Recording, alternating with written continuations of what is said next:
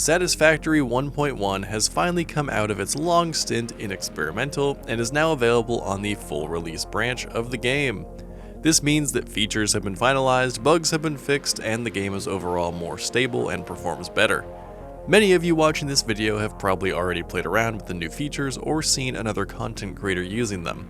But if you want to recap or didn't get a chance to dive into the update yet, this video will be your guide. Here's everything new in 1.1. Elevators.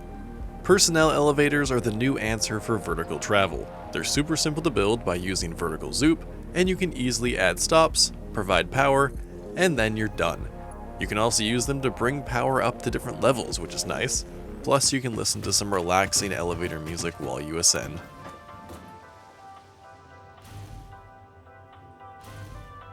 Hypertubes. Hypertubes have received some new pieces. The Hypertube junction is a symmetrical three-way junction that lets you split a Hypertube. Press E to switch which direction of the junction you go into. There's also a Hypertube branch that is very similar, except you can only choose the direction when coming from the long end, and you can actually build these right onto a Hypertube. You can use both in conjunction to create super functional Hypertube systems and expand existing ones.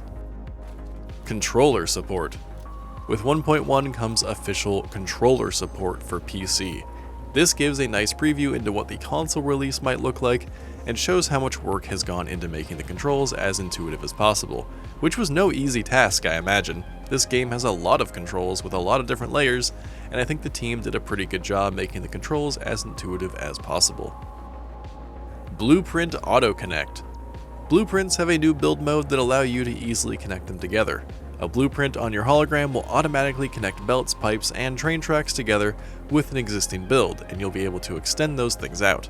This makes building long belt or pipe systems so much easier, especially when you have multiple on a single blueprint. And this serves a double purpose. Not only does it automatically connect, but you can also extend them out if you want to, which is super nice for building a long belt or pipe highway. Vertical splitters and mergers. You can now place splitters and mergers anywhere on a lift, in addition to belts. To use an example of the splitter though, you'll still only get one input and 3 outputs, so you can pick whether you want the outputs on the left or right, or front and back, but you can't have all of the directions. Priority merger. The new priority merger finishes the cycle that the priority splitter began. Essentially how these work is that you will choose priority 1, 2, and 3 for each input, and the output will draw from the top priority whenever possible and close off the other 2. This has a lot of potential uses, the most obvious being providing a backup injection of materials into a production line but only drawing from it when necessary. You can also set 2 different inputs as the same priority level, in which case the merger will take from each in an alternating fashion. Photo mode. Photo mode has gotten a massive update that gives you a ton of control over your screenshots. You can even set up an animated moving camera to record crazy videos with third-party software. Photo mode is really in-depth now, with a ton of different settings. So check out my complete guide in the cards in the top right of the video or linked in the description if you want to deep dive into photo mode and learn all about it. New build modes.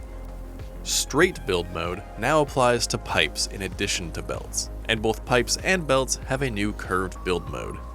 Between these 2 new build modes, this should allow you to have so much more freedom in how you place your belts and pipes. Conveyor throughput monitors. Get up-to-date information about the throughput rate on your belts with a conveyor throughput monitor.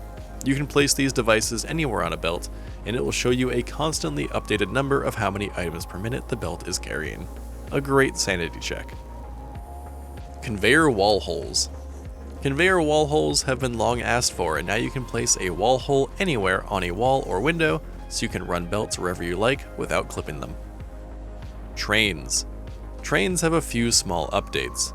The first is buffer stops, which can be placed on the end of tracks to stop trains at a dead end, which is great given the new addition of derailing trains if you manually drive it off the end of a track.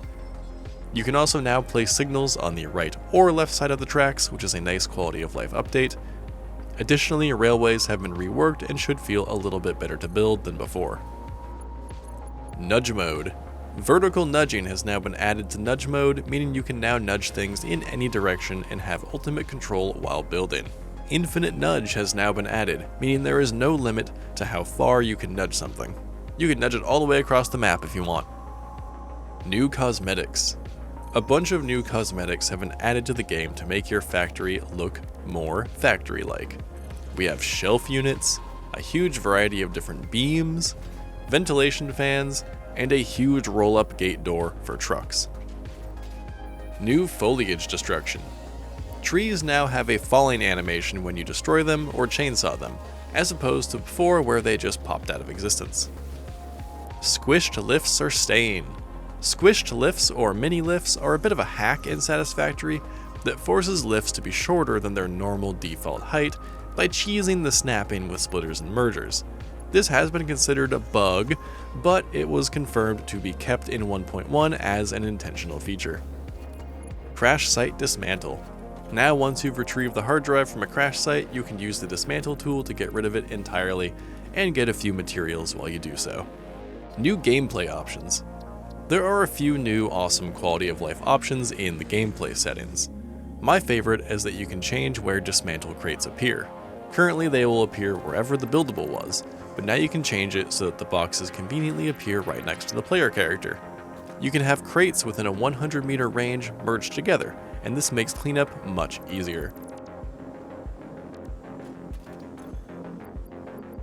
Additionally, a no fuel option has been added to advanced game settings, meaning you can use vehicles with AGS with no additional hassle. This update comes with a lot of little additions that you'll probably run into, such as a new look for power slugs, so be sure to check the patch notes for all of those little updates. But those are all the big new things in Satisfactory 1.1. I hope you have a lot of fun exploring all of the new things in this game, and if you've been taking a break, I hope you find your way back to it, and figure out how to add elevators and vertical splitters to make your factories even more efficient. Make sure to like the video if it helped, and subscribe if you haven't already.